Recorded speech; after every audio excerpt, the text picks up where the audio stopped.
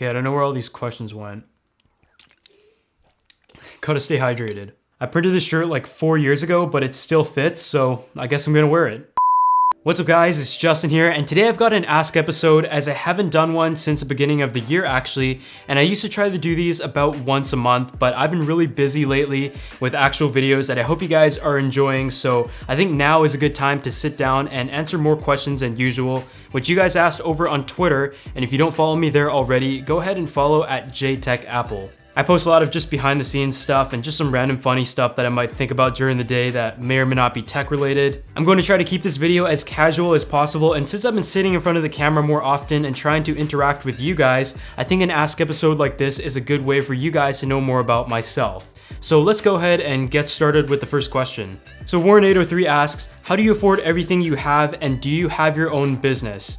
So the simple answer to that is hard work, and it's a very cliche answer, but for the most part, you're going to get the same answer from a lot of entrepreneurs out there.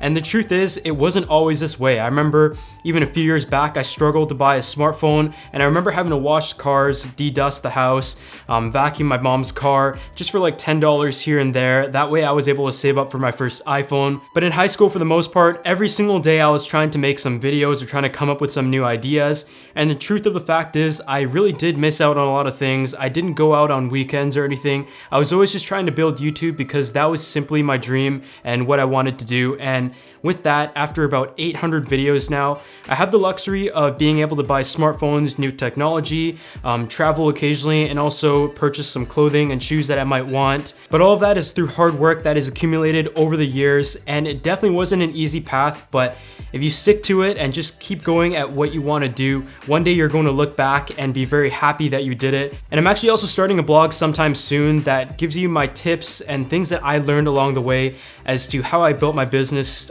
which is the YouTube channel, up to where it is now. And I will say that although I'm very grateful as to what YouTube and this whole thing has become for me, it's still nowhere where I want it to be. And as you could probably see if you follow me over on Twitter and Instagram, I'm still working every single day to try to take this to the next level in hopes of possibly reaching 1 million subscribers one day and just having a nice presence or a large family of fans throughout all of my social media platforms that I'm able to interact with and possibly also inspire to chase after their own dreams as well. Sebastian Chia asks, when are you burning down your office and starting fresh? So this office I put together late 2015, and it's crazy that it's almost been about a year and a half already. It hasn't really felt like that long. But I am sort of getting bored of certain elements, including that yellow TV stand. And what I sort of do is I figure out an aesthetic that I like, but it feels like I ended up adding more desks over time and just adding a whole bunch of random stuff. And now, even though I still really enjoy this office, it's a beautiful space to be able to work in and film in. I feel like it's time for a change, and I might be transitioning over to something more plain and minimal, just narrow down the number of desks, but also still have a number of places to film. But even though space is limited here, I kind of want to have a couch because I feel like there's just nowhere for me to sit down and chill, or just a comfortable spot to be able to watch some videos, type up a blog article, because I find myself just sitting right here for maybe like 6 hours at a time, to the point where it kind of just wears me out. So if you guys have any suggestions, go ahead and leave them down in the comment section below as to how I should redo this office when it comes to the painting, the arts on the wall, the furniture and everything. But I'm also considering making a challenge video where you guys are given the opportunity to show me how I should design my office, and the winner will receive a prize, for example. And I'm also considering making a setup in my bedroom where I can just sit down with just my laptop, just a minimal space for me to answer my emails in the morning, just an alternate space from the basement office, and possibly also just create some new setups in general, because it really seems like of all of the videos that I create, you guys enjoy those the most. Moving on, we have a question from Mohammed Tahir, and he asks, how do you stay motivated?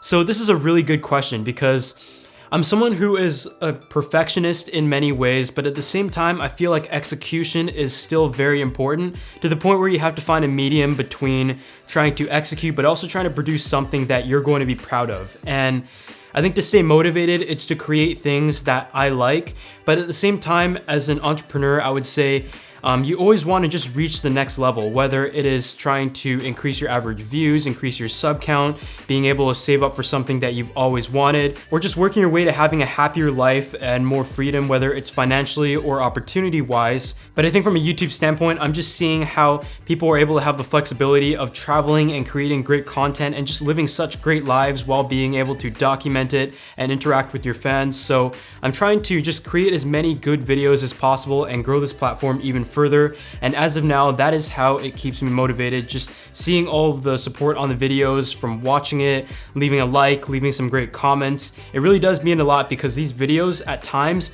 take me maybe 6 to 12 hours to make. And in some cases, I even traveled to another city to film them, but you guys might not have known that. But I just wanted to deliver the best content possible right now. And that is definitely a big change that I made from last year. But before I answer the next question, I'd like to give a shout out to the sponsor VideoBlocks, which is something that creators watching this video should definitely check out. VideoBlocks is one of the fastest growing and largest stock video libraries with over 3 million videos, After Effects, and motion backgrounds, and this includes the only contributor marketplace that gives 100% of the commission back to the artist in the event that you want to sell your stock video. For creators who want to use clips though, all clips come with a royalty-free agreement so you can't get hit with copyright claims. And you can go to videoblocks.com/YouTube or click the link in the description below to start downloading and get 7 days of VideoBlocks for free, where you can try it out and get access to millions of pieces of content royalty-free.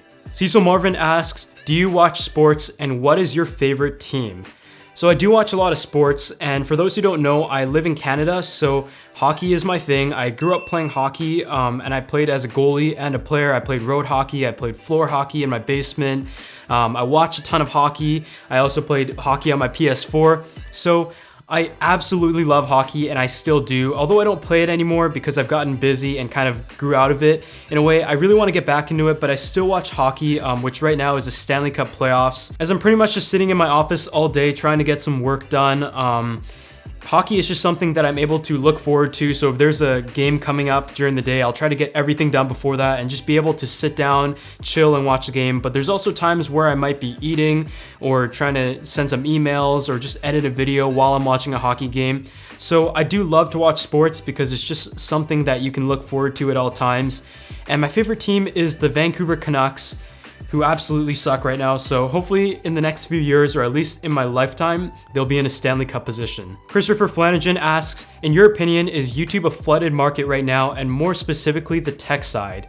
So with any industry that is thriving or has potential, it is natural that a lot of people are going to join that, and that's not a bad thing. Although it's quite a saturated market, for people who are watching out there, you just have more content to watch. But with that being said, even in a flooded market, there is a lot of opportunity to rise up to the top through good content or just having something unique about your videos. And that is something that I felt was lacking in my videos before this year, where I didn't sit in front of the camera, I didn't interact effectively, and it was overall just a very boring experience. So I've just forced myself to sit in front of the camera now and try to provide more interesting videos. That way you guys are able to see a side that might separate my videos from others out there. But in the future, I also want to do more lifestyle related things and more travel related things because I love to travel. But as of now, my main purpose is to be able to deliver exciting videos where I'm sitting in front of the camera and giving you my honest opinions of tech products. John Howard's question is, do you want to live in Canada forever? And by the way, I see you interacting on Twitter a lot and also on Instagram, so a huge thanks for that. I really appreciate it, and I notice a lot of you guys. The answer to that is, I don't mind living in Canada forever, but I don't want to stay in Victoria, which is the island on the west coast. You've heard me talk about that many times, but I love going to Vancouver because it just feels like there's more of a creative vibe, and for the field that I'm in, making YouTube videos and just social media and content promotion and blogging and stuff, it feels like Vancouver is just such a good place to grow that platform.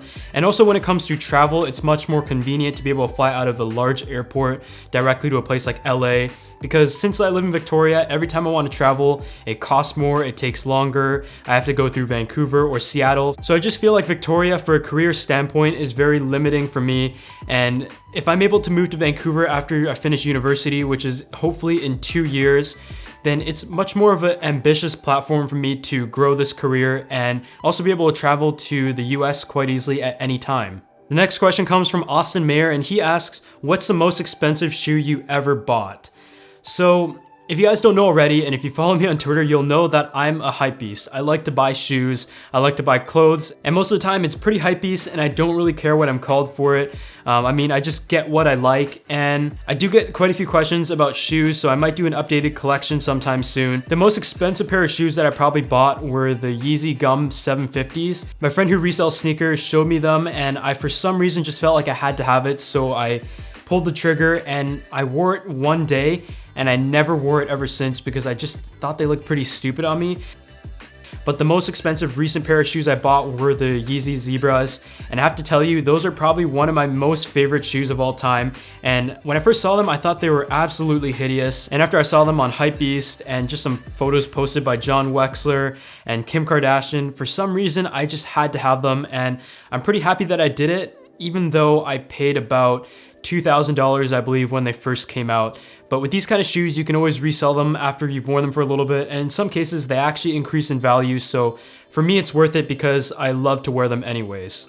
Yasho Varden Sorep asks, your worst pet peeve? I do have quite a few, and people who know me well will say I complain way too much, but to counter that, a lot of the times it's sort of just as a joke, but off the top of my head, I would say when something is not centered. If I see a video frame where something is crooked, that is one of my biggest pet peeves. It just drives me crazy. And in fact, I sometimes even use rulers on my computer when I'm photoshopping something or editing a video. But when it comes to the video standpoint, that is probably the biggest pet peeve that I can just think of off the top of my head right now. But I think that's just enough questions for this video. I hope you guys learned more about myself and also learned a bit. If you have any questions, go ahead and tweet them to me at JTechApple at any time, and also follow me on Instagram, also at JTechApple, as I've been posting there more now. So remember, leave a comment down below if you have any video suggestions, as this is probably the best place to do that. Leave a like if you enjoyed this, subscribe if you want to see my other videos, and I'll see you all in the next one.